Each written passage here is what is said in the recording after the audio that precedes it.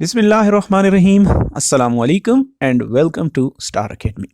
Dear learners, आज की ये वीडियो बहुत ही इम्पॉर्टेंट है, स्पेशली इंग्लिश टीचर्स के लिए। इस वीडियो में डिस्कस करेंगे हम 4 types of questions in English. ये जो 4 टाइप्स क्वेश्चंस हैं, ये मोस्ट इम्पॉर्टेंट क्वेश्चंस हैं स्टूडेंट्स के लिए। ज़्यादा जो क्वेश्चंस होते हैं आपकी टीचिंग में, जब आप क्लास में टीचिंग करते हैं, ये क्वेश्चंस आपके ज़्यादा काम आते हैं। कन्वर्सेशन में यही क्वेश्चंस आपके काम आते हैं। तो इन क्वेश्चंस के बारे में इस वीडियो लेसन में हमने सीखना है। सबसे पहले देखते हैं कि इन क्वेश्चंस की टाइप्स कौन कौन सी हैं।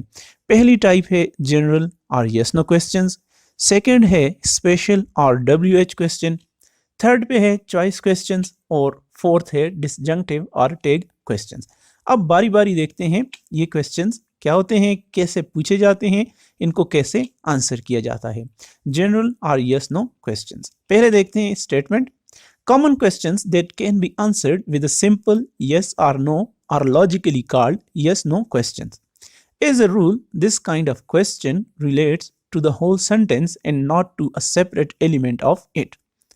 आमतौर पे जिन क्वेश्चंस का आंसर आपको यस या नो की फॉर्म में चाहिए होता है, जहां पे सिंगल वर्ड यस और नो पे आंसर करना होता है, इनको हम यस नो क्वेश्चंस या जनरल क्वेश्चन कहते हैं। लेकिन याद रखें कि ये जो यस या नो आंसर किया जाता है, ये वो पूरी स्टेटमेंट के लिए आपका आंसर होता है। यानी किसी स्टेटमेंट या सेंटेंस का या क्वेश्चन का किसी पार्ट का ये आंसर नहीं हो सकता, बल्कि आपने पूरे स्टेटमेंट को जब आंसर करना है यस नो मीन्स कि अगर आपको यस का रिस्पॉन्स मिलता है वो भी पूरी स्टेटमेंट के लिए, अगर आपको नो का रिस्पॉन्स मिलता है वो भी पूरी स्टेटमेंट के लिए होगा। कुछ एग्जांपल्स हैं, जैसे do you like English, yes no, does she know about your new job, can I call your boss. इस तरह ये बहुत सारी एग्जांपल्स आपको बुक्स में भी मिलती हैं, कन्वर्सेशन में भी आपके सामने आती हैं, घर में, स्कूल्स में, फ्रेंड्स में। तो ये आप यस नो में इनको आंसर कर सकते हैं। तो ये एग्जांपल्स आप स्लाइड पे देख सकते हैं। आगे चलते हैं। हाउ टू आंसर जनरल और yes no questions. The answer can be a brief yes और नो, और longer answer can be given yes I do, no I don't like English. जैसे हमने पहला क्वेश्चन पूछा कि डू यू लाइक इंग्लिश, तो आपका आंसर हो सकता है यस, या आप ये भी कह सकते हैं यस आई डू, आप ये भी कह सकते हैं no I don't like English. The response to a question depends on the verb use. तो जो वर्ब यूज होगा, रिस्पॉन्स जो आपको मिलेगा, क्वेश्चन का जो आंसर मिलेगा, वो वर्ब पे डिपेंड करेगा। एक बात जो आपने याद रखनी है, try to remember this formula. ये एक छोटा सा फार्मूला है जिसको आपने याद रखना है जब आप यस नो क्वेश्चंस का आंसर करते हैं। Answer the questions the way it was asked. जैसे आपसे क्वेश्चन पूछा गया है उसी तरह आपने इस क्वेश्चन को आंसर करना है। फॉर एग्जाम्पल, आप टेंसेस को देखें, अगर प्रेजेंट टेंस में है तो आपने प्रेजेंट में उसका आंसर करना है। प्रेजेंट में, अगर प्रेजेंट इंडेफिनिट में, प्रेजेंट कॉन्टिन्यूज में, या आपके पास्ट में है या फ्यूचर में है, जिस तरह भी आपसे क्वेश्चन किया जाएगा, आपने इस बात को ज़हन में रखना है कि इसका आंसर देते वक्त आपने वही टेंस यूज करना है। जिस तरह आपसे क्वेश्चन पूछा जाए आपने वही यूज करना है। तो बेस्ट मेथड है यस और नो क्वेश्चंस को आंसर करने का। If the question begins with a form of verb to be, am, is, are. अक्सर ऐसे क्वेश्चंस आ जाते हैं जहां पे क्वेश्चन के शुरू में ये टू बी वर्ब जो है यूज होता है, एम, इज, आर, ऐसे क्वेश्चन यूज होते हैं। तो वहां पे आपने क्या करना है, yes I am, he is, they are, और no I am not, he isn't, they aren't. तो आपने यही जो इज, एम, आर, इन्हीं को आपने शुरू में लगा लेना है। It is similar to auxiliary verb do, does, did, well, have, has. ये जब आपसे ऐसे क्वेश्चन पूछे जाएंगे जिसमें is, am, are, was, were, इनको यूज किया जाएगा, तो आपने इनको आंसर भी ऐसे ही देना है। Yes I am, no I am not, yes he is, no he isn't, she, yes she is. तो ऐसे आपने इनको आंसर करना है। एग्जाम्पल देखें। Did she finish her work, yes she did. आप कह सकते हैं नो शी डिडंट, इन जैसे आप इसको आंसर करना चाहें। Have you done your homework, yes I have, no I haven't. Will you buy that dress, yes I will, no I won't. तो ये है जनरल या यस नो क्वेश्चंस और उनको आंसर का तरीका। स्पेशल और WH क्वेश्चंस क्या होते हैं? बहुत कॉमन है आपके पेपर्स में, आपकी कन्वर्सेशंस में, बुक्स में ये क्वेश्चंस बहुत ज़्यादा पूछे जाते हैं। इनको देखते हैं। A special question, as you can guess, uses a certain word at the beginning of the sentence। तो स्पेशल क्वेश्चन क्योंकि इनके शुरू में, सेंटेंस के शुरू में एक खास वर्ड यूज होता है, क्वेश्चन वर्ड शुरू में इनके यूज होता है। दीज क्वेश्चन वर्ड्स जैसे हु है, व्हाट है, वेयर है, when, why, how many etcetera, इस तरह के वर्ड्स जिनके शुरू में यूज हों। जब क्वेश्चंस आपसे पूछा जाए या आप किसी से पूछें, आपकी बुक्स में आ जाए कहीं पे भी, जिनके शुरू में who, what, when, where, why, how ये वर्ड्स यूज हों, उन क्वेश्चंस को हम WH क्वेश्चंस कहते हैं या इनको स्पेशल क्वेश्चंस कहा जाता है। इनकी एग्जांपल्स आपके सामने हैं। जैसे आप डेली लाइफ में किसी से मिलते हैं तो what's your name, what's your father name जब इंट्रोडक्शन होता है, where do you live, where is your school, how are you, इस तरह के जितने भी क्वेश्चंस हैं ये सारे WH क्वेश्चंस कहलाते हैं। स्पेशल और WH क्वेश्चंस कैसे आंसर किया जाता है? Note that questions about a subject, जब क्वेश्चन किसी सब्जेक्ट के बारे में होगा तो उनका अपना स्पेशल स्ट्रक्चर है। यहाँ पे आपने जो क्वेश्चन वर्ड है उसको हटाना है, उसको रिप्लेस करना है और उसकी जगह आपने सब्जेक्ट को यूज़ करना है। तो ये आपने याद रखना है कि जब सब्जेक्ट के बारे में WH क्वेश्चंस आए तो आपने वहाँ पे जो क्वेश्चन वर्ड है, जिसको हमने पिछली स्लाइड पे देखा, क्वेश्चन वर्ड्स कौन कौन से हैं, हु, व्हाट, हाउ, व्हेन, ये जो क्वेश्चन वर्ड हैं, अगर ये किसी सब्जेक्ट के बारे में हो तो आपने वहाँ पे सब्जेक्ट को रिप्लेस कर देना है, यानी इन वर्ड्स को हटा के सब्जेक्ट को लेके आना है। ये स्पेशल क्वेश्चंस पूछने का मकसद क्या होता है कि आपको स्पेसिफिक इंफॉर्मेशन मिल जाए, वो खास टारगेटेड इंफॉर्मेशन मिल जाए जो आप हासिल करना चाहते हैं।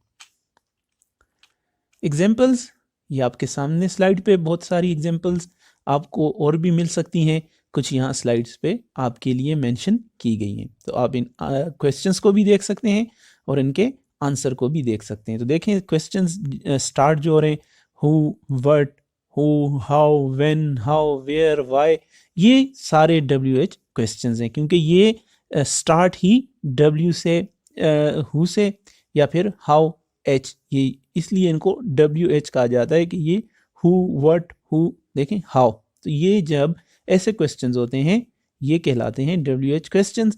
और इनको कैसे आंसर करना है तो आप ये भी देख सकते हैं। हु गोज टू बाजार, अब देखें हु, तो यहाँ पे अब सब्जेक्ट इस सेंटेंस का ही गोज टू बाजार, तो हु को आपने रिमूव किया, इसको रिप्लेस किया और इसकी जगह ही आपने इंसर्ट कर दिया।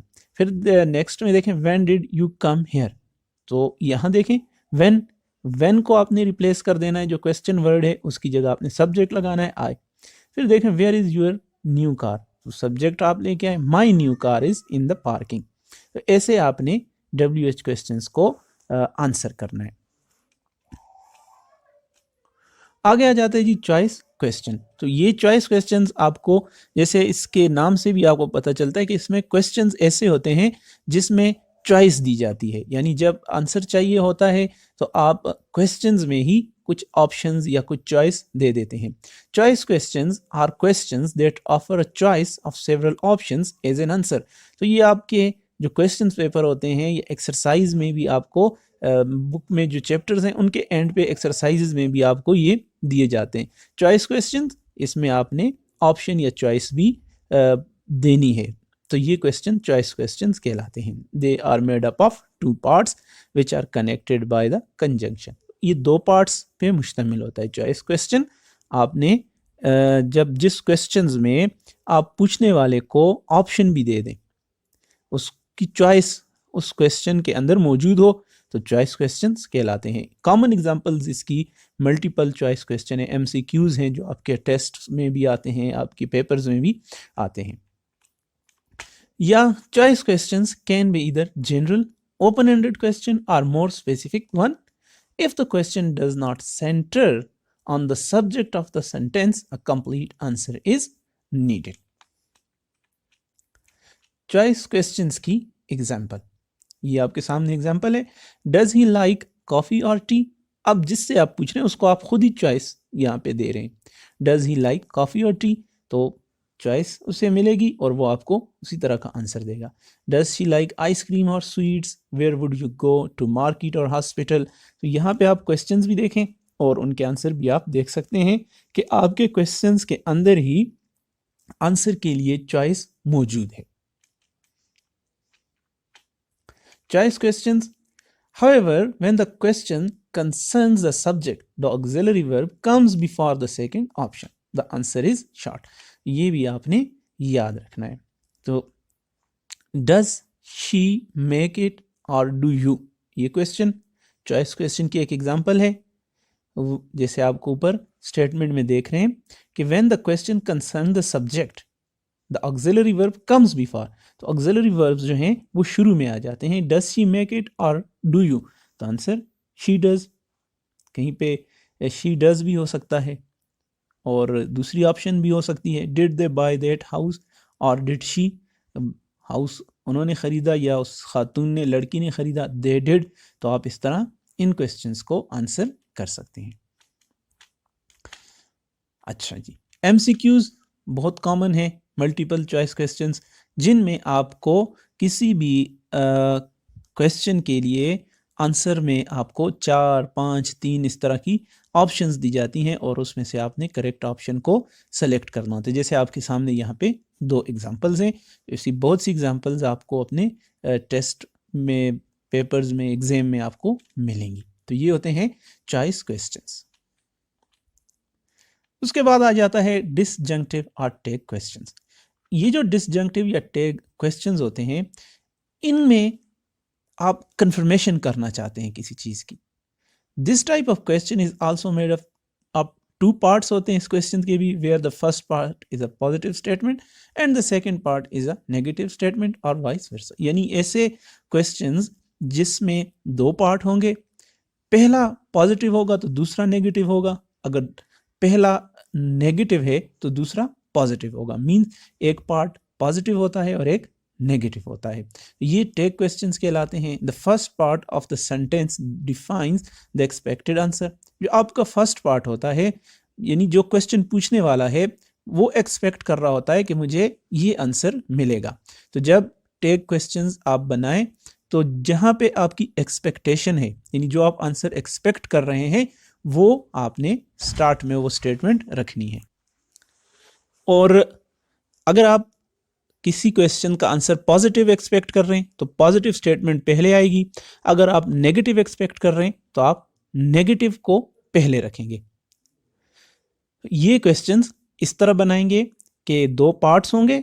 नेगेटिव आंसर एक्सपेक्ट कर रहे हैं तो आपने पहले नेगेटिव स्टेटमेंट रखनी है. पॉजिटिव एक्सपेक्ट कर रहे हैं तो आपने पहले पॉजिटिव स्टेटमेंट रखनी है.